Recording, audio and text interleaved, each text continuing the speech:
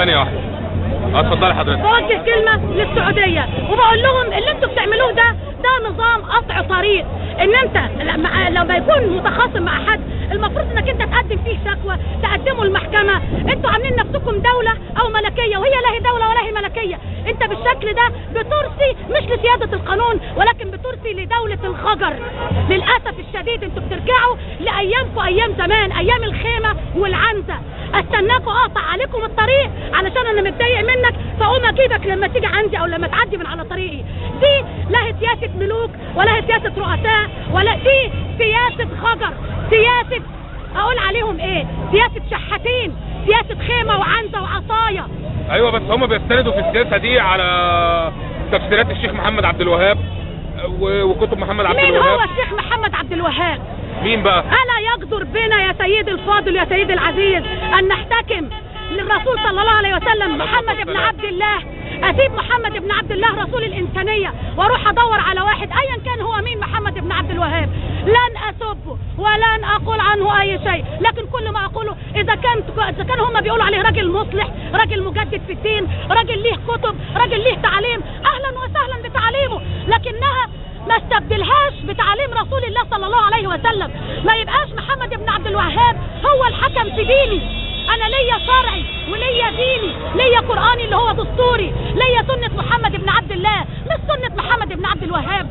وانا بقول من هنا للسفارة السعودية ارجوكم اللي انتوا بتعملوه ده بيوتر العلاقات بيننا وبينكم، وارجعوا شوية لزمان. احنا لو سحبنا ولادنا من عندكم كنتوا جعانين اكلناكم ايام التكية، كنتوا عريانين بعتنا لكم هدوم، كنتوا عايشين في الخيمة بعتنا لكم مهندسين بنوا لكم بيوت وبنت لكم عمارات، كنتوش بتعرفوا تمسكوا قلم ولا تعرفوا تقروا اساميكم، كنتوا بتنطقوها بس، كنتوا حافظين القرآن ما بتعرفوش تكتبوه. بعتنا لكم مدرسين علموا لكم ولادكم القراية والكتابة، بعتنا لكم اساتذة في الجامعة علموكم يعني ايه جامعة.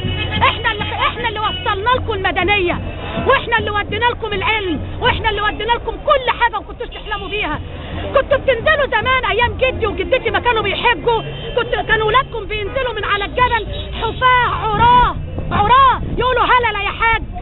النهارده لما للاسف الشديد عهد مبارك المجرم، عصر مبارك المجرم اللي حاس عن ولاده الفلوس وحاس عن ولاده الاقتصاد وسرق البلد ونهبها، خلى ولادها تركوها وراحوا يدوروا عليهم في حته ثانيه.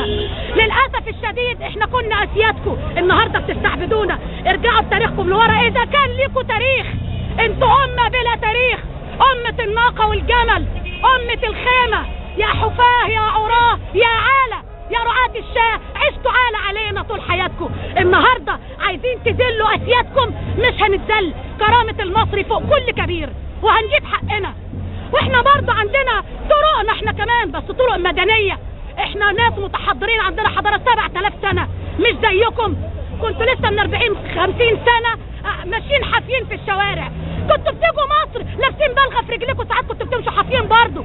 كنا بنتفرج عليكم، كان بيبقى نزولكم مصر شو استعراضي كل البلد بتتفرج عليه.